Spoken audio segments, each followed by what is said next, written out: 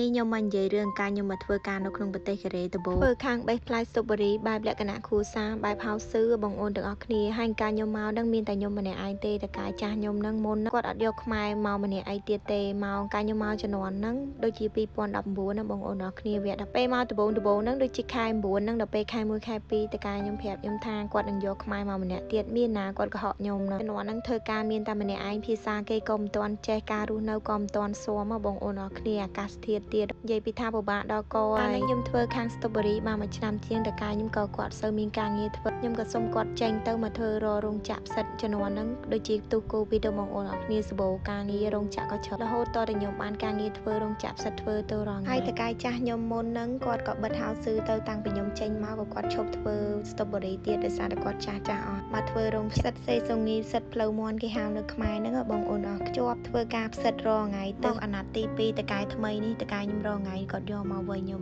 មកធ្វើជុំរងថ្ងៃហ្នឹងរោងចក្រខ្ញុំខិតតែខ្មែរឡើងច្រើនហ្មងយកតាណាមអស់ទេធ្វើការបែបនៅតកាយមុនបែបម្យ៉ាងតែគ្រាន់តែរៀងឯកាបន្តិចនៅកាំង best strawberry លើកមុននោះធ្វើអីទៅធ្វើម្នាក់ឯងបងនឹកឃើញឲ្យតែពេលមេឃភ្លៀងម្ដងអង្គុយ best strawberry best ស្លឹក best អីហ្នឹងឃើញមេឃភ្លៀងមកហ្នឹងនិយាយពីថានឹកផ្ទះនឹកម៉ែនឹកឪដល់កតែដល់ពេលបានមកធ្វើការនៅរោងចក្រថ្មីនេះអត់សូវនឹកម៉ានេះពួកអី call វីដេអូឬក៏គ្នាច្រើនណាស់អត់សូវនឹកសៀងក៏អាសាទៅលេងស្រុកនេះការងារខ្ញុំធ្វើការរោងចក្រផ្សិតការមកដំបងធ្វើមិនប្រឹងឲ្យតន់អ្នកគេនៅមុនអ្នកនរគ្នាកុំឲ្យយឺតជាងគេពេកចឹងព្រោះអីតកាយចាប់